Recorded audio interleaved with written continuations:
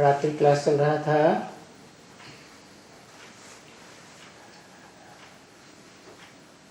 सोलह 5/1967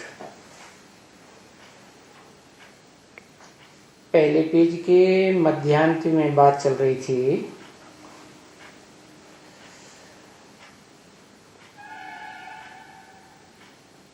अच्छे से पुरुषार्थ करो,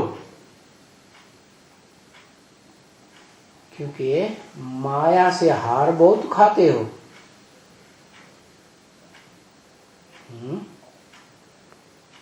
माया की मत पर चल पड़ते हो। माया का मतलब यह है मां माने नहीं, आया माने आया। ये द्वैतवादी द्वापर युग से ये माया बेटी ना आई होती तो अच्छा था। क्या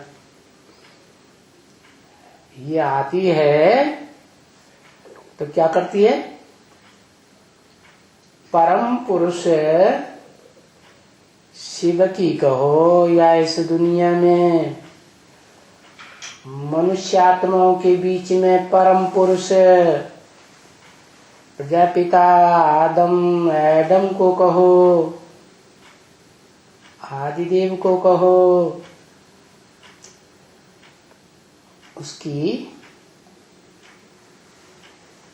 जो अपरा प्रकृति है, नीचे किस्म की प्रकृति, माने प्रकष्ठ, कृति माने रचना। प्रकष्ठ रचना है, लेकिन है कैसी? ऊंची स्टेज वाली आत्मिक स्थिति में रहने वाली नहीं है, क्योंकि आत्मा का सीधा कनेक्शन होता है ज्ञानेंद्रियों से।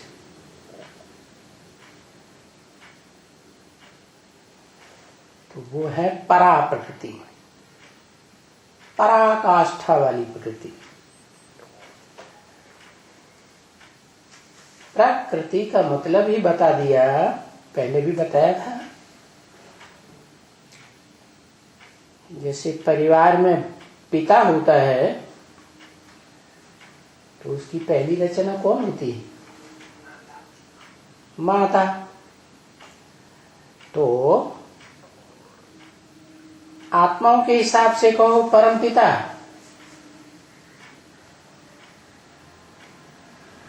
तो उसकी भी पहली रचना भी है,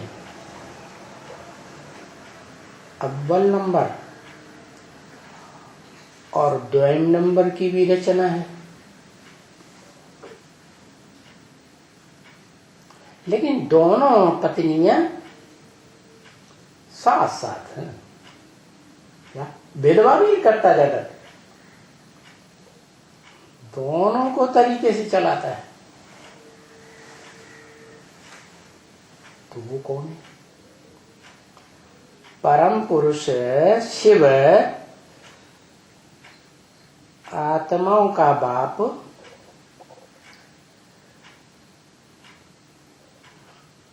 आत्मा माने पुरुष।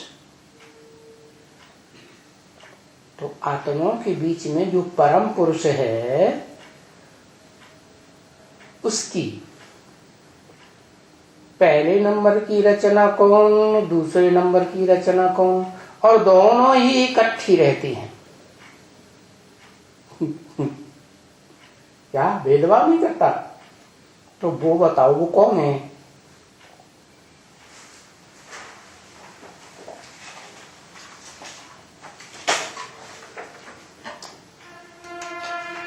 एक ही घर में रहती है,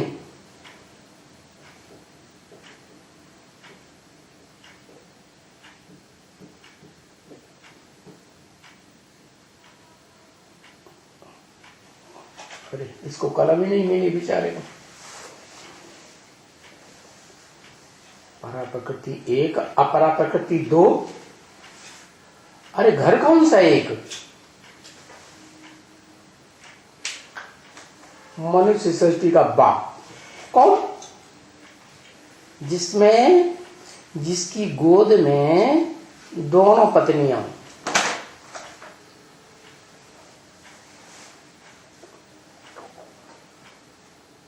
राइट साइड की भी तो लेफ्ट साइड की भी।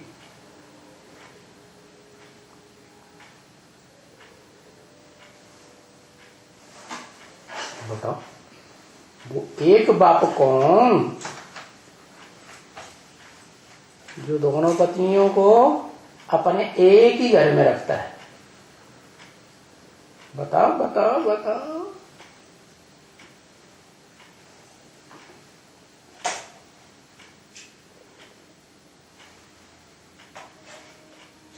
प्रजापिता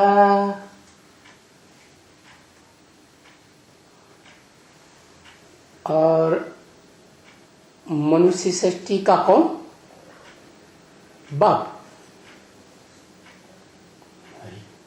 वो बाप हुआ या पत्नी हुआ? और घर कौन सा? जिस घर में दोनों पत्नियां रहती हैं और पति भी साथ में रहता है।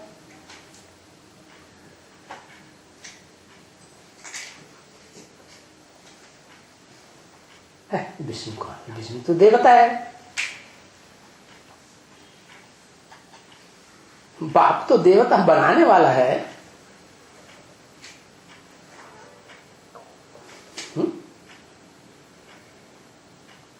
नई सृष्टि बनती है तब उसको पालना करने वाला विष्णु होता है। और बाप तो सृष्टि रूपी परिवार बच्चे तैयार होने से पहले होता है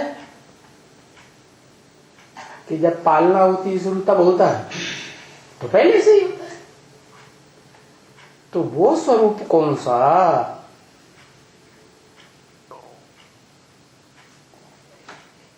जिसमें दोनों माताएं भी हैं, प्रकृति रूपा, परा प्रकृति भी है, आत्मिक स्टेज में रहने वाली सार है परा प्रकृति का, और अपरा प्रकृति भी है, उसका भी सार है।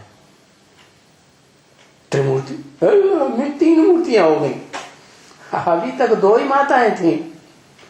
शिव तो निराकार है ही। शिवलिंग, उस शिवलिंग में 2 माताओं का रूप कौन है?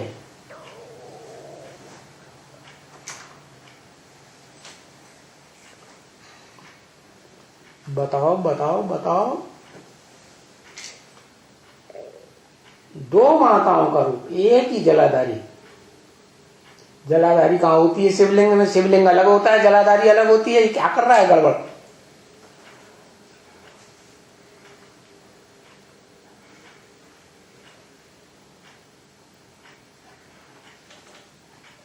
अरे दोनों माताओं का घर कौन सा है? और बाप भी उस घर में है।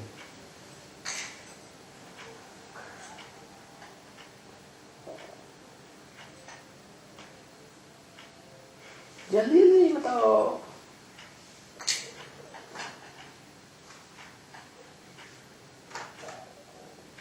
बताते नहीं। बताएं कहां से गूंगे बच्चे पैदा हुए? रुद्रमाला के मण के गूंगे होते हैं ना। लक्ष्मी और जगदम्बा ये तो माताएं का नाम है ना। तो जो शिवलिंग बताया ना, ये तो सही बताया। वो प्रैक्टिकल रूप तो है इस दुनिया में, लेकिन उसमें बाप कौन और दोनों माताएं कौन, और वो सुप्रीम सोल बाप जिसकी स्मृति में प्रवेश कर जाता है, वो कौन?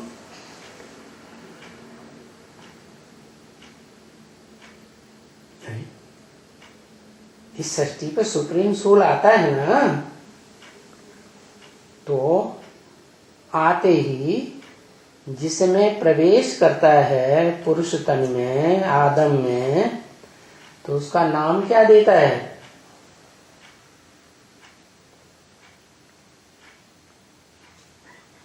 घंटों लगाते। परम ब्रह्म क्या नाम देता है? परम ब्रह्म। वो इस दुनिया की ऊंचे से ऊंची हस्ती हो गई। नाम क्यों दिया? काम निकालने के लिए नाम दिया। बाप को क्या चाहिए? क्या काम कराना है? परिवार की रचना करनी है, मनुष्य सृष्टि के परिवार की, वसुधैव कुटुंबकम की।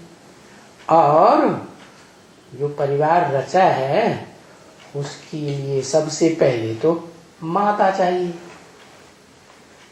तो पहली माता तो हो गई आत्मिक स्थिति वाली, ज्योति बिंदु स्थिति वाली, जो आदि में भी ज्योति बिंदु रूप स्थिति में होती है, आत्मिक स्टेज में होती है, देवभान में नहीं आती है, और अंतिम जन्म में भी देवभान में नहीं आती है। उसको देवभान का रस चाहिए। कहते हो नहीं समझ आ रहा है? वो ही है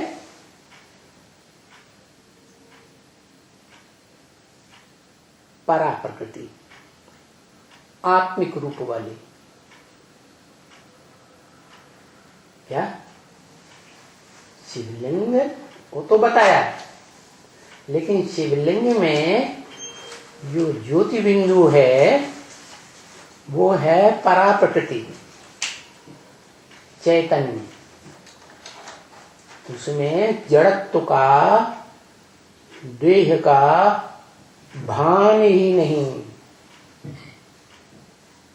क्या स्वर्ग में पार्ट बजाती है तो वहां तो सब बिंदु रूप आत्मा अपन को देवताएं समझते ही हैं, देह भान में आते ही नहीं, देह की स्मृति ही नहीं।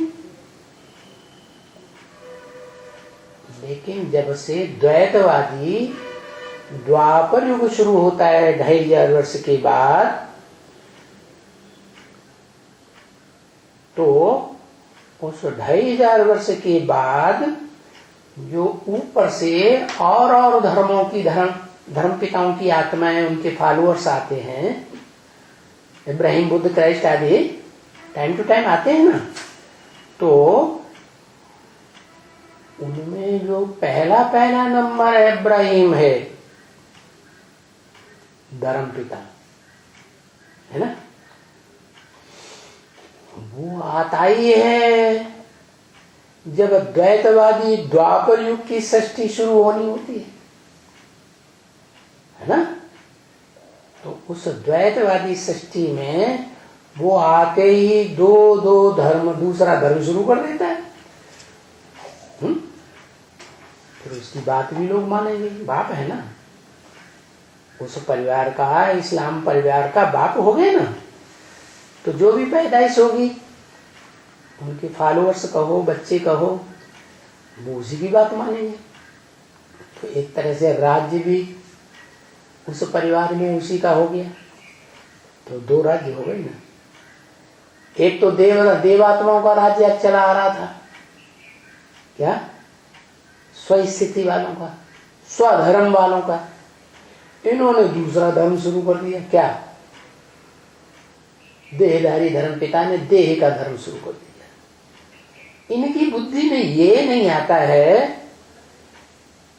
कि स्वर्ग में जो पैदाइश होती है सृष्टि की, जनसंख्या बढ़ती जाती है, सतयुग से त्रेता तक, अंत तक बढ़ती है ना जनसंख्या, तो उसमें ज्ञानेंद्रियों से पैदाइश होती है बच्चों की, ज्ञानेंद्रियों का आकर्षण होता है। नंबर बार, जैसे इस शरीर में ऊंचे से ऊंची इंद्रियां हैं, देह की आंखें, फिर उसके बाद उससे नीचे कौन है? चल, हाँ, कान का जो छेद है ना, उससे ऊपर है पर्दा कान का, लेकिन आंख से नीचे, तो उसे श्रोत्र इंद्रिय कहा जाता है। और फिर उससे नीचे है नाक, ग्रहण इंद्रिय, सूंघने वाली।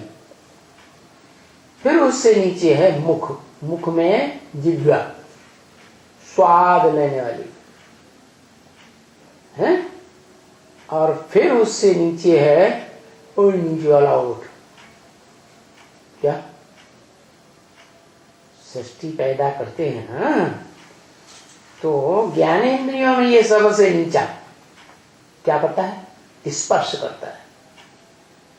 क्या चुम्बन लेते हैं ना, तो स्पर्श होता है ना, स्पर्श का सुख अनुभव होता है कि नहीं?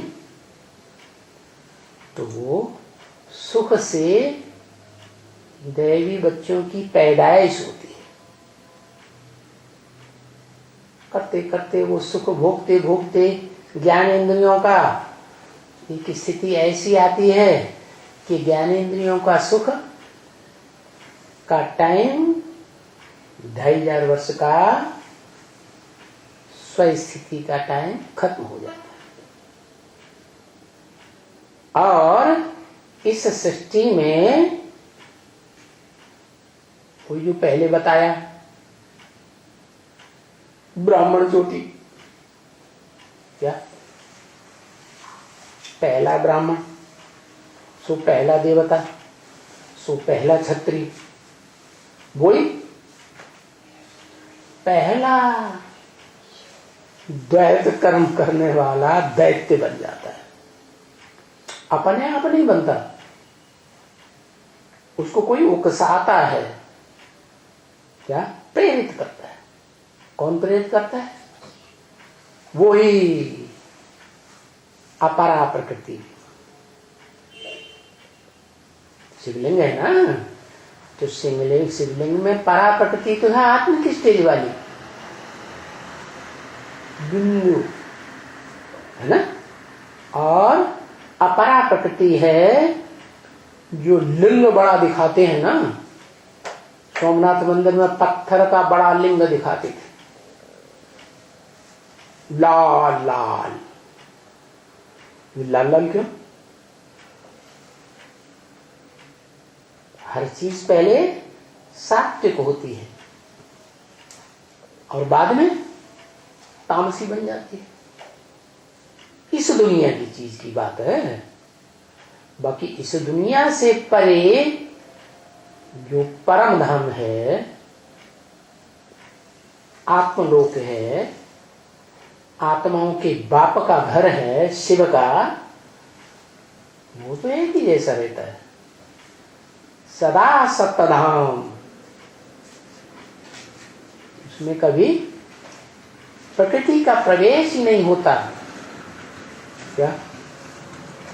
कौन सी प्रकृति?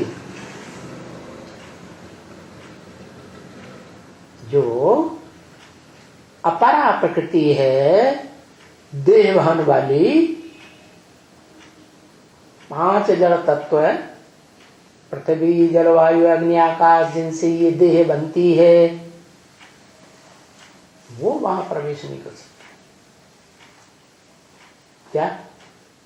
उसका जो बीज रूप स्वरूप है, जहां से इस सृष्टि की शुरुआत होती है, वो बीज रूप स्वरूप इसी सृष्टि में देह से रह जाता है। और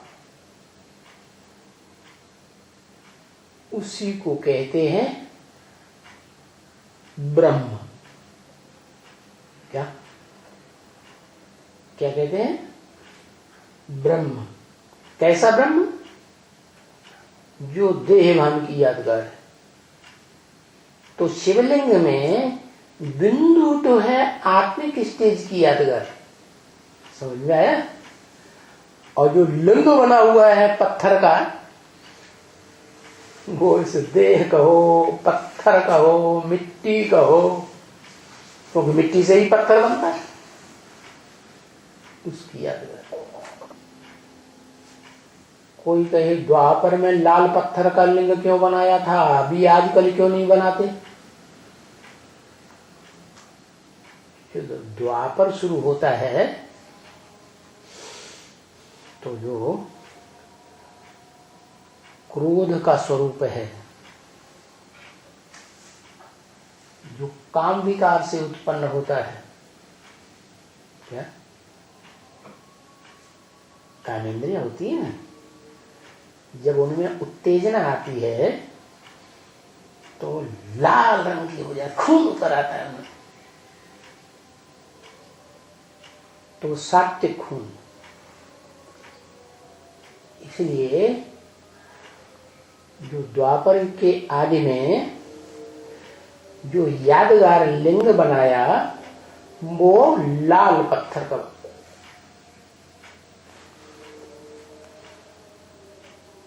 कैसा बनाया, लाल पत्थर। लाल रंग किस बात का सूचक होता है,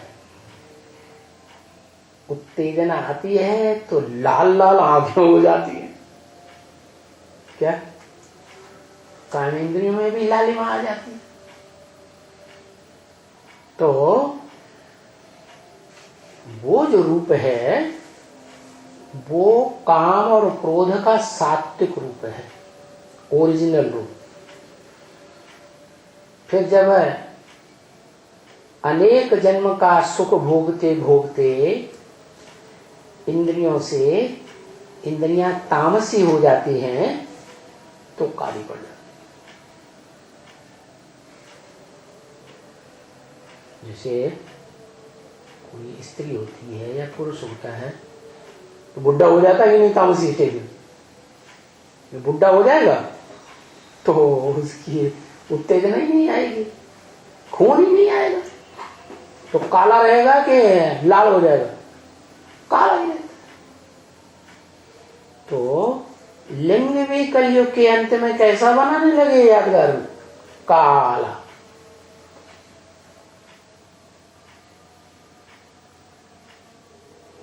काला लिंग भी किसकी यादगार है, द्वापर युग में जो लाल लिंग बनाया था किसकी यादगार, लिखो लिखो,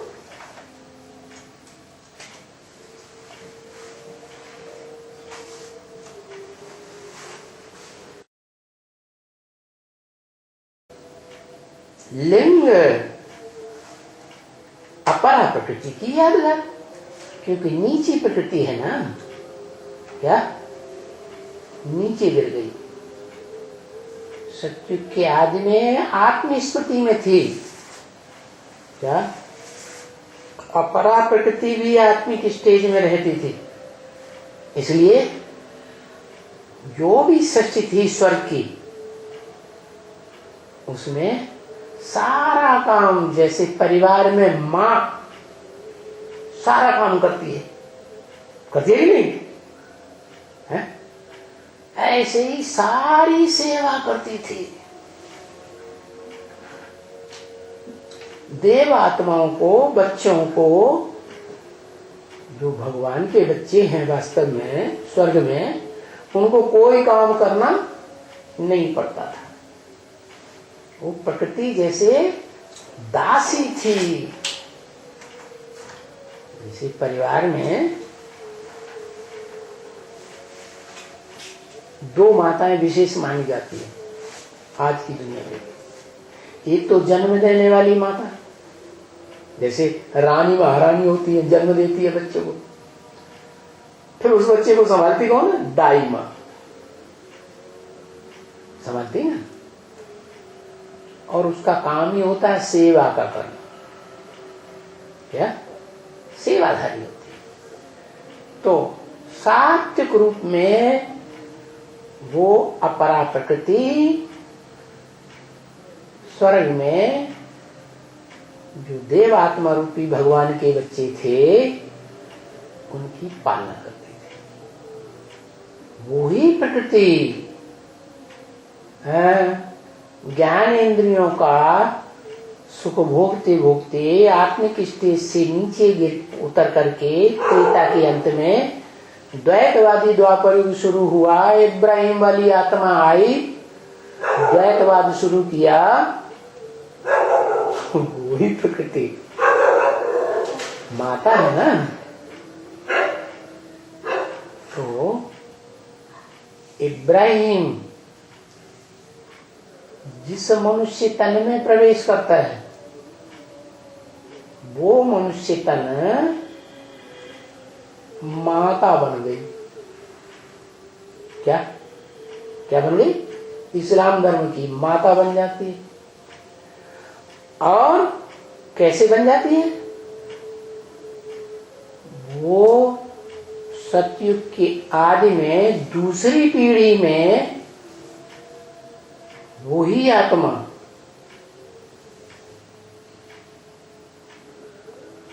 दो नंबर का नारायण बनती है।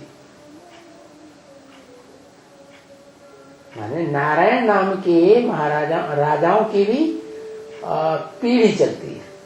जैसे king Edward first, second, third, fourth, ऐसे ही क्रिश्चियंस ने फॉलो किया है सतयुग के लॉर्ड कृष्ण को। तो उसके लॉर्ड कृष्ण के बाद जो पीढ़ी आती है वो पीढ़ी है सेकंड, 2 नंबर के नारायण का। 2 नंबर तो अच्छा नहीं माना जाता, ठीक है, 2 नंबर का माल है। तो वो 2 नंबर का नारायण 2 नंबर का कैसे बना है? संगम युगी शूटिंग पीरियड में, कलयुग के अंत में, जब सुप्रीम सोल बाप आते हैं हेवन की रचना रचने के लिए, तो जो ब्राह्मण अव्वल नंबर कुरी के नहीं बनते, 9 कुरियों में से 2 नंबर कुरी के बन जाते हैं, पूरा ज्ञान नहीं उठाते। ईश्वर है, शिव है, आत्माओं का बाप, और वो जिसमें प्रैक्टिकल प्रवेश करके पार्ट बजाता है उसको पहचान नहीं पाते। समझ में आ रहा है कि नहीं? नहीं समझ में आ रहा। तो नहीं पहचान पाते हैं, या इंटरेस्टेड नहीं है, या कुछ ऐसे समझे कि वो द्वैतवादी धर्मों में उन्होंने ऐसा पार्ट बजाया है, ऐसे स्वभाव संस्कार धारण किए हैं, जो स्वभाव संस्कार वो विचार के उनसे छूटते नहीं। और विचार की शुरुआत होती है कामेंद्रियों से। तो वही आत्मा है जो राजा है सत्य की दूसरी सीढ़ी का, नारायण। वही द्वैतवादी द्वापर युग में इब्राहिम का आधार माने माता बन जाती है। जैसे क्राइस्ट आया, धर्मपिता है, वो जिसमें प्रवेश करता है, क्या सृष्टि रचने के लिए पुरुष को मां में प्रवेश करना पड़ता है। तो ऐसे ही वो क्राइस्ट वाली सोल जिसमें प्रवेश करती है वो ही जीसस कहा जाता है ना। कहते हैं जीसस को दुख होता है क्योंकि उसको अपनी देह होती है पूर्व जन्म से। क्राइस्ट वाली आत्मा जब चाहे प्रवेश करे, सत्य प्रधान है ना, सत्य धाम से उतरी हुई है ना, सोल वर्ल्ड से आई हुई, तो उसको तो कोई दुख हो ही नहीं सकता पहले जन्म। तो ऐसे ही इब्राहिम वाली आत्मा जब उतरती है सृष्टि रूपी रंगमंच पर, तो जो सतयुग का सेकंड नारायण दूसरी पीढ़ी का था, संगम युग में जिसने ज्ञान कम उठाया, ज्ञान की ओर उतना ध्यान नहीं दिया, क्या देह के ऊपर खूब ध्यान दिया। ब्रह्मा के बच्चे बनते हैं ना, तो जिस ब्रह्मा के मुख से वेदवाणी निकली, संसार में फैली, तो वो वेदवाणी वाणी को नहीं सुनती ध्यान से आत्मा, दोनों ही, नारायणी भी बनने वाली क्या करती है? ज्ञान को ध्यान से नहीं सुनती। मुख से निकला हुआ जो ज्ञान है ब्रह्मा मुख से, वो सुने तो मुखवंशावली ब्राह्मण सूर्यवंशी बन जाए, वो तो नहीं बनती। तो क्या करती है? गोद का मजा बहुत लेती है, ब्रह्मा की गोद में खूब खेलती है। और देवान बढ़ेगा कि घटेगा? है बढ़ेगा। तो देहवान खूब बढ़ता है और शूटिंग देवान की हो जाती है, रिहर्सल हो गई। तो वही आत्मा फिर 2 नंबर का नारायण बनती है, देवान उसमें बढ़ जाता है, आत्मिक स्थिति चौथाई कला कम हो गई। और वही आत्मा कम ज्ञान लेने के कारण, आत्मिक स्थिति में संपूर्ण न टिकने के कारण, क्योंकि आत्मा के बाप परमात्मा परमपिता का कोई ज्यादा समझ नहीं आती है उसे, ज्ञान कम होने की वजह से। तो त्रेता के अंत तक आते आते वही आत्मा जो ब्रह्मा की बेटी थी, क्या ब्रह्मा के मुख से निकली वाणी पर ध्यान नहीं दिया? किस बात पे ध्यान दिया? देह के जो अंग होते हैं ना, उन अंगों में ध्यान ज्यादा गया। तो कैसी बेटी हुई? मायावी बेटी हुई या बाप की सच्ची बेटी हुई?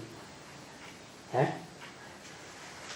माया का प्रभाव हो गया उस आत्मा के अंदर। वो माया का भाव ना आया होता तो उसको माया बेटी नहीं कहा जाता। और वो द्वापर के आदि में जब जन्म लेते लेते आती है तो इब्राहिम का आधार बनती है।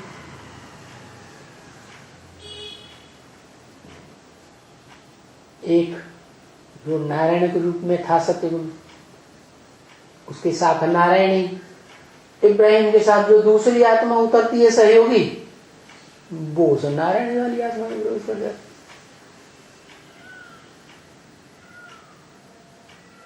तो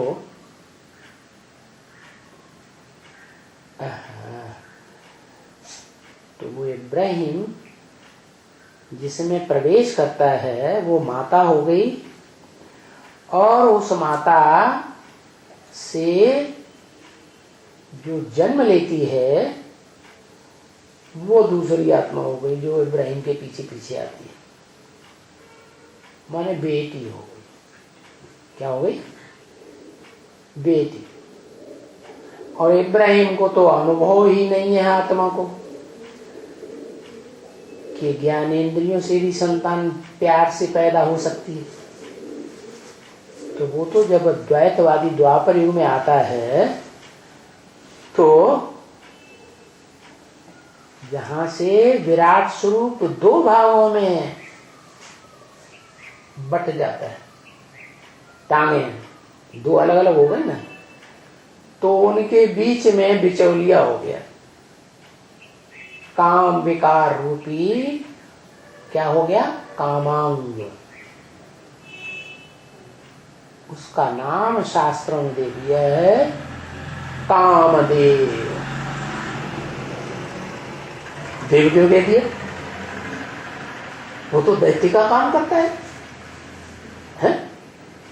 विराट पुरुष जो है उसको बीच में से फाड़ने का काम कर रहा है। दैत्य माने दिति की संतान, दिति माने खंडित।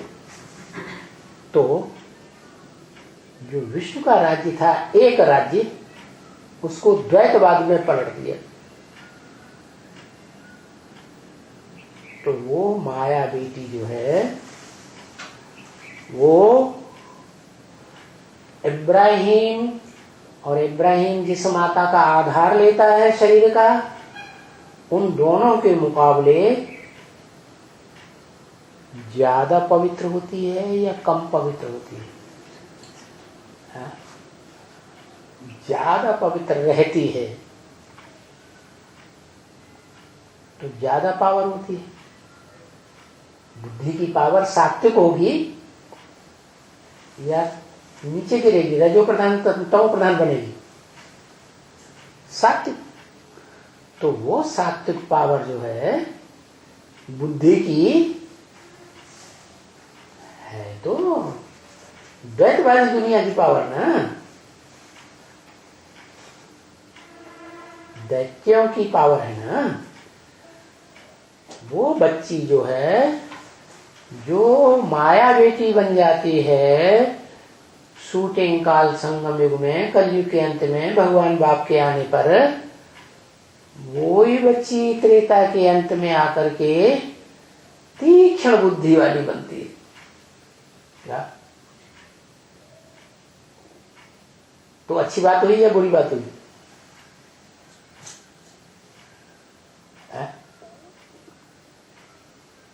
तीक्ष्ण बुद्धि होना, तीखी बुद्धि होना अच्छी बात है या खराब बात है? हैं?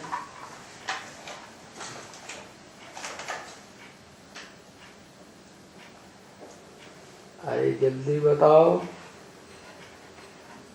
खराब बात है। अरे गीता में तो कहा है बुद्धिमान था अर्जुन। मनुष्यों के बीच इस सृष्टि में अगर कोई सबसे बुद्धिमान है तो अर्जुन है, जो ज्ञान सबसे ज्यादा अर्जन कर सकता है।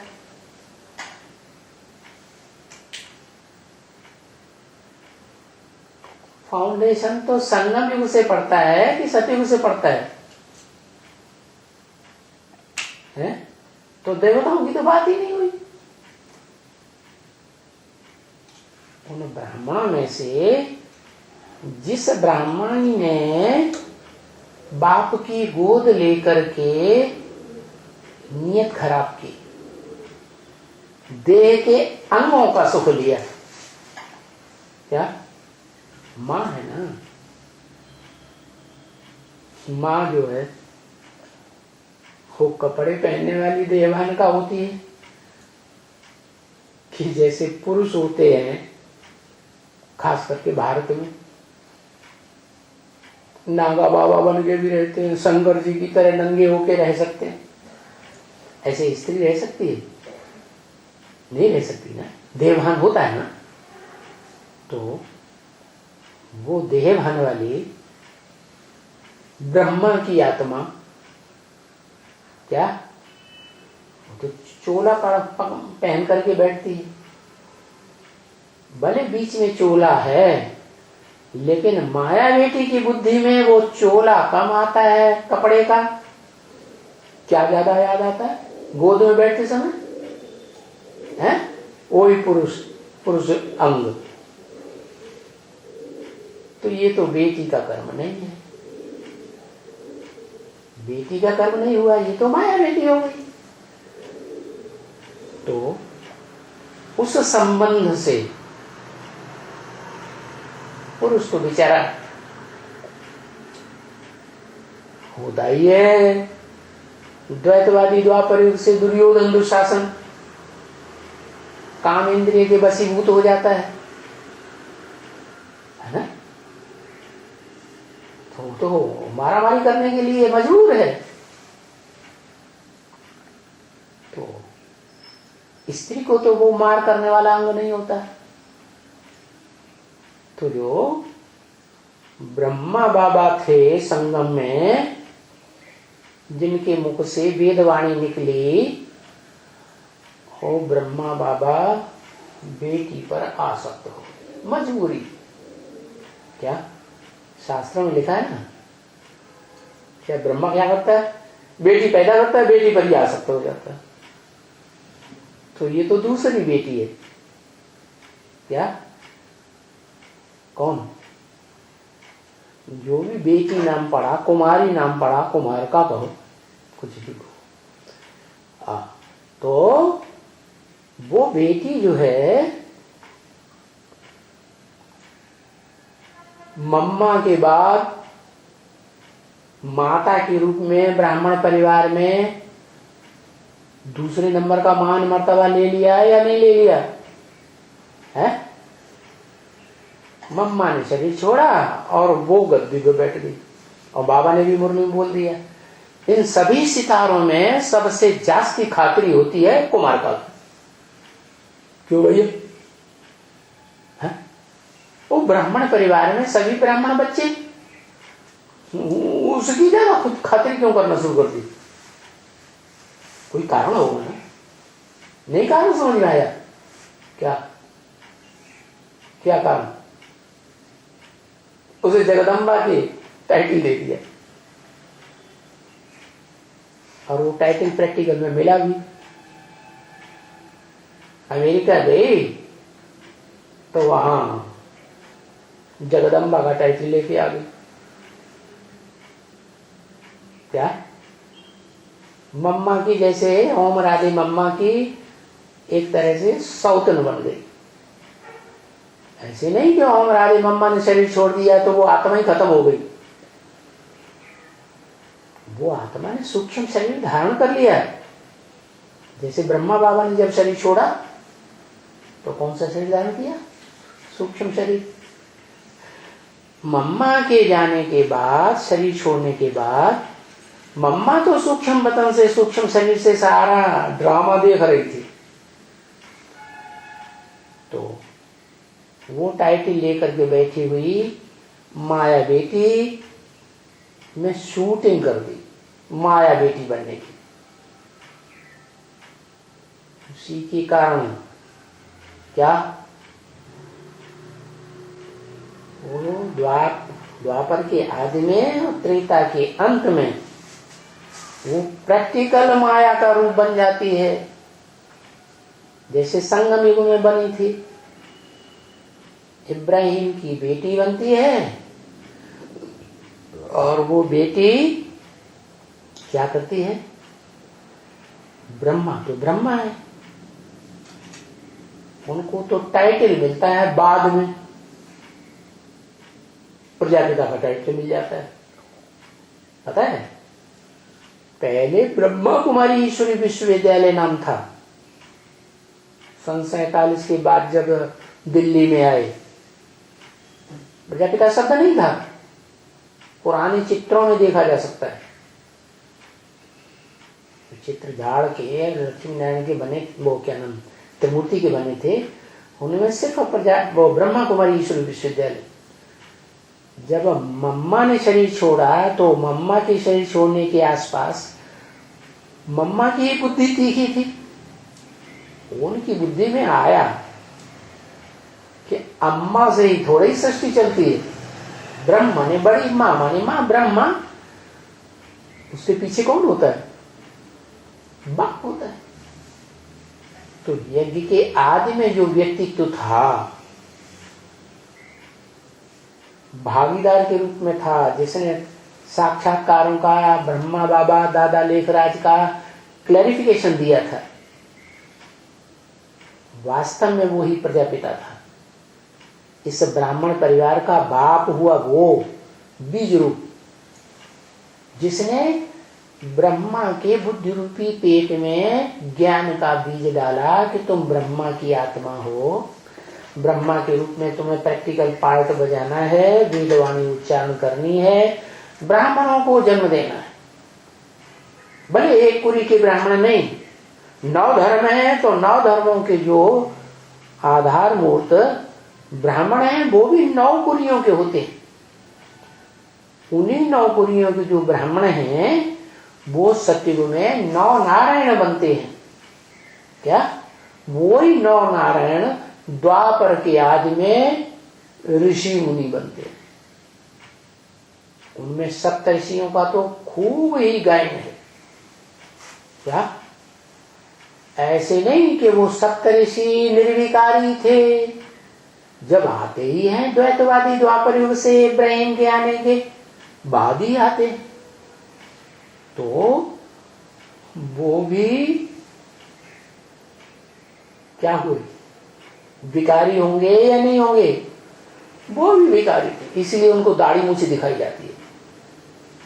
ऋषि मुनियों को सबको दाढ़ी मूछ दिखाते हैं। दाढ़ी मूछ मनुष्यों को होती है, विकारी मनुष्यों को, या देवताओं को होती है? मनुष्यों को होती है।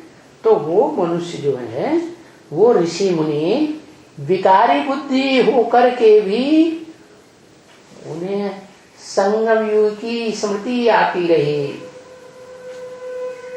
वो ही स्मृति ने शास्त्र लिख मारे। अब क्योंकि विकारी बुद्धि थे तो शास्त्रों में विकृति आएगी या नहीं आएगी? तो अलग अलग प्रकार की विकृति आती रही। शास्त्र एक जैसे नहीं रहे, अनेक प्रकार के हो गए। ज्ञान एक नहीं रहा, एक के द्वारा आने वाला।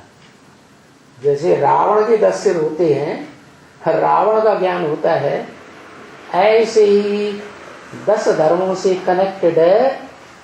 10 धर्म तो है नहीं, 9 धर्म, 9 धर्मों से कनेक्टेड वो ऋषि मुनि 9 जो हैं स्पेशल, वो शास्त्रकार बन जाते हैं। और उनमें से जो 2 नंबर का ऋषि है, जिसका नाम पड़ा शास्त्रों में गौतम ऋषि। क्या ऋषि? गौ, गौ माने इंद्रियां। इंद्रियों में भी मारने वाली जो इंद्रिय होती है और मारपीट करके बड़ा सुख होती है। ऐसे होता है ना, कोई ऐसे होते हैं, किसी को मारपीट के धड़ाशाही कर दिया तो उनको बड़ा सुख, हमने जीत पा ली। जीत का सुख बड़ा जबरदस्त। इसके ऊपर हम कंट्रोलर हो गए, शासक बन गए, राजा बन गए। तो जिस ऋषि ने भ्रष्ट इंद्रियों का 2 नंबर का सुख भोगा सबसे जास्ती, उसका नाम पड़ा गौतम ऋषि। सतयुग का सेकंड नारायण। कौन हुआ? इब्राहिम जिसमें प्रवेश करता है वो ही हुआ अगले जन्म में गौतम ऋषि। तो उसकी जो रचना है, पवित्र रचना, बेटी के रूप में, क्योंकि पत्नी जब आती है पति के पास, तो पत्नी है पहले या किसी की बेटी है? क्या है? बेटी। तो वो पवित्र होती है, उस पवित्रता की पावर से बुद्धि में तीक्ष्ण होती है। जैसे आज के माहौल में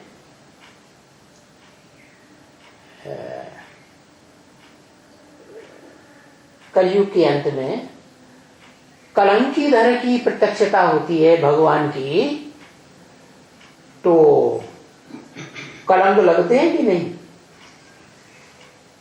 है ना, कलंक लगते हैं।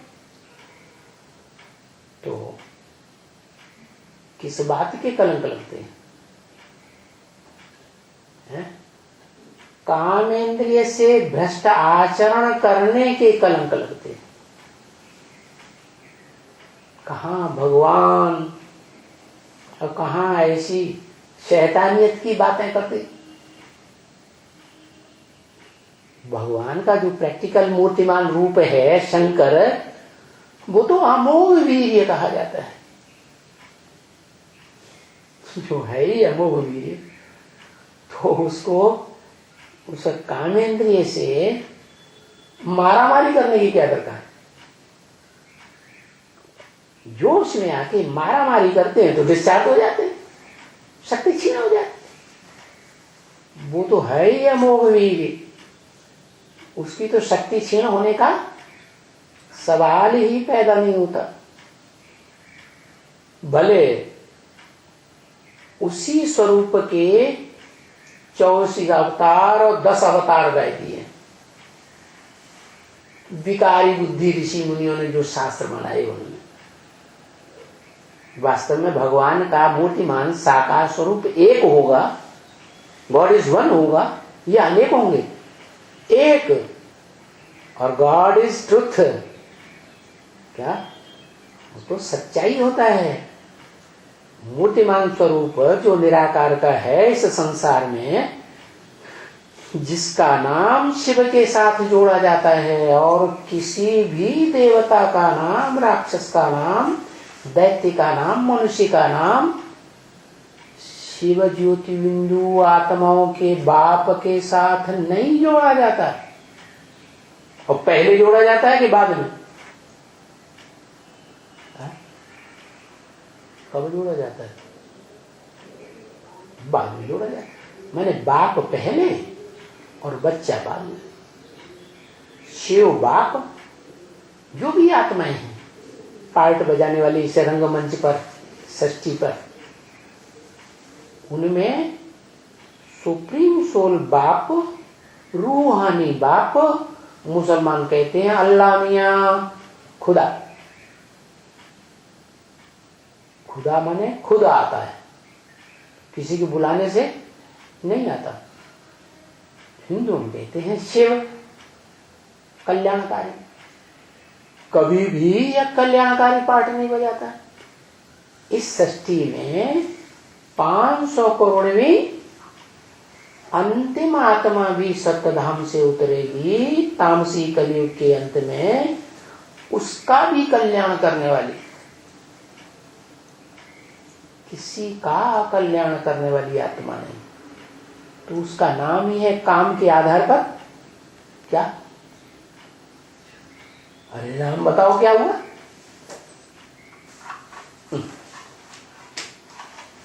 कितनी देर लगती है। शिव, तो वो शिव जो है supreme soul, heavenly god father, इस सृष्टि पर आता है और इस सृष्टि को हेवन बनाता है, जन्नत बनाता है। किसको निमित्त बनाता है? जो उसका आत्माओं के रूप में, मनुष्य आत्माओं के बीच में बड़ा बच्चा है, आदम। अंग्रेज लोग कहते हैं एडम, ना? हिंदुओं में कहा जाता है आदिदेव शंकर, है ना? जिस शंकर का नाम शिव के साथ जोड़ा जाता है ना? जैसे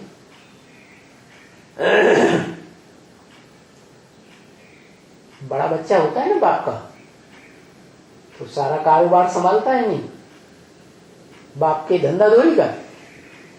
तो शिव बाप का जो ज्ञान देने का धंधा है, ज्ञान का विस्तार टीचर के रूप में करने का धंधा है, और ज्ञान का जो रिजल्ट है सुख शांति देना, बाप का मुख्य काम है अंत में वर्षा देना सुख शांति का।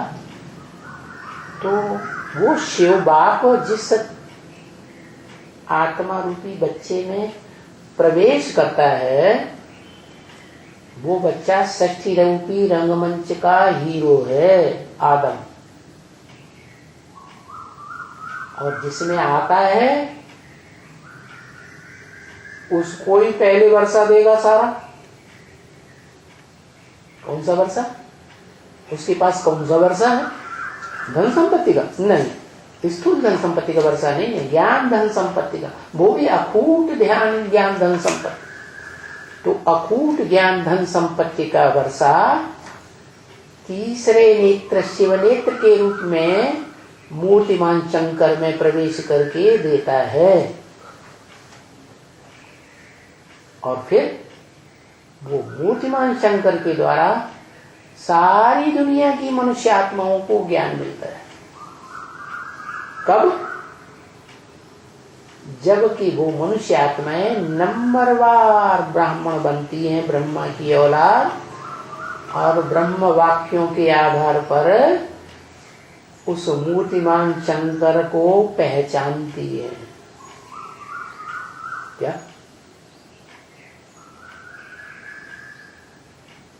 शिव अपनी भी पहचान देता है शंकर में आकर के, आदम में, और आदम की भी पहचान देता है।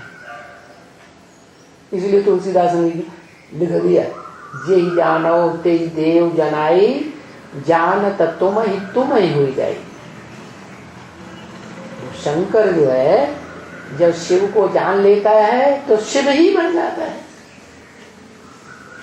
उसकी स्मृति में इतना लीन हो जाता है कि बाप और बच्चे में कोई अंतर रहता ही नहीं। दोनों का जन्म इकट्ठा होता है, प्रत्यक्षता रूपी जन्म सब संसार में होता है तो इकट्ठा ही जन्म होता है। शिव शंकर भोलेनाथ इसलिए कहा जाता है। क्या अकेला शिव नहीं, शिव के साथ कौन जुड़ा हुआ है? बच्चा भी बड़ा जुड़ा हुआ है। तो मनुष्य सृष्टि का बड़ा बच्चा है जो बड़े से बड़ा वर्षा लेता है विश्व की बादशाही का। वो बड़ा बच्चा जिस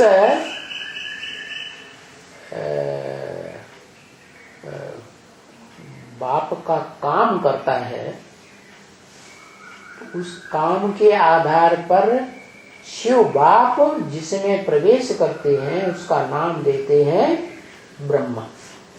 पहला ब्रह्मा है इसलिए परम ब्रह्म नाम हुआ। वो ही परम ब्रह्म गाया गया है शास्त्रों में। क्या गुरु ब्रह्मा गुरु विष्णु गुरुदेवो महेश्वर गुरु साक्षात परम ब्रह्म तस्मै श्री गुरुवे नमः। वो माता का रूप जो है ना, वो माता गुरु सारी सृष्टि की पालना करने वाली, जन्म देने वाली माता है। पिता तो गुप्त होता है, गुप्त पार्ट बजाता है तब पिता बनता है। किसी को पता ही नहीं बच्चे को। तो वो जैसे शिव पार्ट बजाता है, शिव को फॉलो करने वाला बच्चा शंकर या आदम भी वैसा ही पार्ट बजाता है। क्या अपने आप सभी कुछ करके अपने आप छुपाए है। वास्तव में करनहार भी करावनहार भी। क्या सब कुछ अपने आप करता है। ब्रह्मा का पार्ट भी वास्तव में खुद बजाता है परम ब्रह्म है। और शंकर का पार्ट भी खुद ही बजाता है प्रेरणा दे करके। क्या किसको प्रेरणा देता है? असुर संहारणी माताओं को नंबरवार प्रेरणा देता है। क्या करो? विनाश। विनाश कैसे होता है? विचार से होता है विनाश। क्या समझा? विचार माने अनेकों को याद किया तो विचारी याद हुई, अनेकों से दृष्टि मिलाई तो विचारी दृष्टि हुई, अनेकों की बातें सुनी तो विचारी का अनुभव। माना एक के अलावा दूसरे से सुना, दूसरे को देखा तो विचारी हो। तो ऐसे ही वो कन्याएं माताएं सारी की सारी उस प्रकृति के प्रभाव में आ जाती हैं जो अपरा प्रकृति कही जाती है, देहभान वाली। इसलिए वो सब उसकी भुजाएं हो जो तामसी महाकाली कही जाती है। देवियों की पूजा होती है ना देवियों, तो सबसे बाद में किसकी पूजा होती है? महाकाली। सबसे पहले पूजा होती है महागौरी लक्ष्मी की। तो महाकाली को ढेर भुजाएं दिखाते हैं, कम दिखाते हैं? ढेर भुजाएं दिखाते हैं। तो सारी मनुष्य सृष्टि में जो भी हैं सारे उसकी भुजाएं माने सहयोगी बन जाते। पुरुष रूप में जो है, जो भगवान की सहयोगी होते हैं, पहले उन भुजाओं को काट करके अपनी कमर की लज्जा बचा लेती है। क्या अपनी कमजोरी छुपा लेती है उन भुजाओं के द्वारा। वो भुजाएं अपनी अम्मा की बड़ी महिमा करती है। कलयुग के अंत में बप्पा को भूल जाते हैं। क्या बड़े बड़े मजमे जब लगेंगे देवी की पूजा के, तो क्या बोलेंगे? जय माता दी, जय माता दी। बाप का नाम निशान नहीं। तो ऐसे होता है। वो प्रकृति जो है, वो ही प्रकृति सचमुच में दासी बन जाती है, देह की सेवा करने वाली। प्रकृति के जो 5 तत्व हैं, पृथ्वी जलवायु अग्नि आकाश, उनके द्वारा ऐसी सेवा करती है कि देवात्माओं को कुछ भी काम करने की दरकार नहीं रहती। कोई मेहनत नहीं, क्या कोई कर्म नहीं। जैसे ही द्वापर युग शुरू होता है, इब्राहिम आता है, वो कर्मेंद्रियां शुरू हो जाती हैं उनके द्वारा। उनकी बुद्धि में तो है ही नहीं कि ज्ञान इंद्रियों से भी संतान पैदा होती है, सृष्टि चलती है। इसलिए वो कामेंद्रिय से मारा मारी का काम शुरू करते हैं। और उसमें जो इब्राहिम की बेटी है रचना, दूसरी रचना, बहुत तीक्ष्ण बुद्धि है, तो क्या करती है? जो अम्मा की भी अम्मा है, क्या माया बेटी की भी अम्मा है, दादी अम्मा। परिवार में ज्यादा मान्यता किसकी होती है? दादी अम्मा की कि अम्मा की? ज्यादा मान मर्तबा किसको देते हैं? दादी अम्मा। तो दादी अम्मा जो है वो है प्रकृति या परा प्रकृति। उसको हाथ में ला लेती, अपनी मुट्ठी में कर लेती। हाथ मिलाना का मतलब ये नहीं है कि उसके स्वभाव संस्कारों के अनुसार एक होकर के चले, बाप की ही बन करके चले, नहीं। उसे अपने कर्मेंद्रियों के विचार में हिलगाए लेती है। तो प्रकृति जो है वो अधीन हो गई किसके? माया बेटी। तो इसलिए बताया ये जो परमत है कही जाती है, माया की मत है। माने माया पर प्रकृति को, जो पर है, देह पर है ना, कि आत्मा पर है? देह पर है। तो वो देह रूपिणी प्रकृति को अपनी मुट्ठी में कर लेती है, अपने कंट्रोल में चला लेती है। तो उसे परमत कहो या माया की मत कहो, उस मत पर तुम बच्चे चलते हो तो क्या होता है? तुम्हारी शक्ति छीन होती, हार खा जाते हो। किससे? माया से हार खा जाते हो। तो परमाने ही हो गया माया। परमाने प्रकृति नहीं, पहले प्रकृति की जो बुद्धि को घुमा दे, प्रकृति को अपने कंट्रोल में चला ले, वो ही माया। माया की मत पर ना चलो, क्योंकि परमत है। क्या प्रकृति को अपने कंट्रोल में कर लिया? प्रकृति सबसे जास्ती पावरफुल है इस दुनिया में।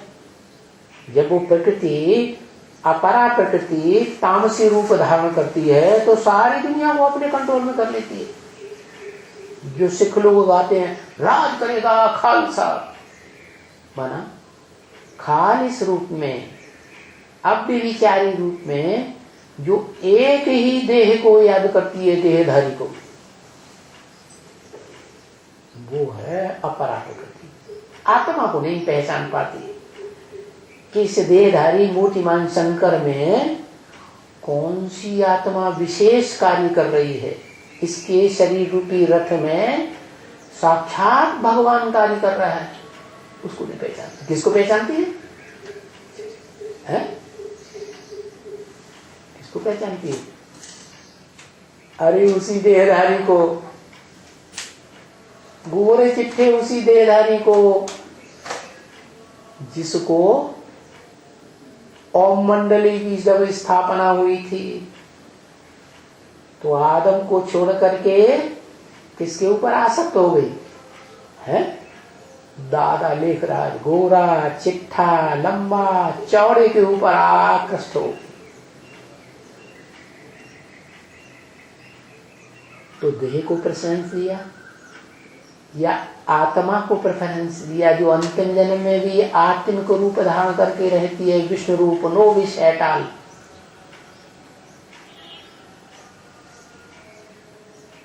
तो बताया कि परमत पर न चलो। क्या पर? पृथ्वी जल वायु अग्नि आकाश से बनेंगे जो देह है वो पर है, स्व तो आत्मा है। इसलिए परमत माना ही भूतों की मत। कौन से भूत? काम, क्रोध, लोभ, मोह, अहंकार, इनके वशीभूत हो जाती है।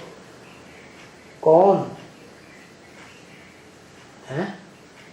वो पृथ्वी जल वायु अग्नि आकाश 5 भूतों से बनी हुई जो प्रकृति है, वो पंचभूत वाली प्रकृति नहीं, 5 भूत जड़ भूतों से, माने 5 तत्वों से बनी हुई जो प्रकृति है वो विकारों के अधीन हो जाती, काम क्रोध लोभ मोह अहंकार के अधीन। तो रावण के ये जो 5 सिर हैं, काम क्रोध लोभ मोह अहंकार, ये पुरुष मुख है। और पृथ्वी जलवायु अग्नि आकाश, ये मंद उदरी के मुख हैं। मंद माने जिसका बुद्धि रूपी पेट मंद है, ज्यादा बुद्धि नहीं चलती। देह में बुद्धि धरी हुई है तो चलेगी कैसे? इसलिए वो मंद उदरी जो है वो कौन हो गई? यही अपरा प्रकृति मंद उदरी हो गई। काम क्रोध लोभ मोह का संघात माया बेटी हो गई। अच्छा समझा? भूतों की मत कौन सी हो जाती है? जो संगम युग में देहभान होने के कारण देह रहते रहते पुरुषार्थ पूरा नहीं कर पाते। क्या? देह छूट जाती है और वो आत्माएं सूक्ष्म शरीर धारण कर लेती है। वो सूक्ष्म शरीरधारी जो श्रेष्ठ आत्माएं होती हैं वो फरिश्तों के रूप में दूसरे धर्मों में गाई जाती है। विदेशियों में, इस्लामियों में, मुसलमानों में, क्रिश्चियंस में वो फरिश्ताओं को मानते हैं, देवताओं को नहीं मानते। तो वो भूत हो गए सब, भूत प्रेत। नाम सुना भूत प्रेतों का? किसी में प्रवेश करते हैं ना तो वो स्वभाव संस्कार अलग देखने में आता है। उनकी वाचा 2 तरह की हो जाती है, उनकी आंखें लाल लाल हो जाती है, तो भूत है। अच्छा, आज तो आए हैं अंबाला की पार्टी वाले। कहाँ की पार्टी वाले आए? अंबाला। अंबा माने जो जगदम्बा है उसके बड़े भक्त हैं, अम्बा का आवाहन करते रहते हैं। किसका आवाहन करते हैं? अम्बा। अम्बा माने जगदम्बा, सारे जगत की अम्बा। 1-2 की अम्बा नहीं, 500 करोड़ को अपने बुद्धि रूपी पेट के बच्चे बनाइए। सारे बच्चे उसकी बुद्धि के अनुसार चलते हैं कि नहीं? तो वो अंबाला पार्टी आई है। और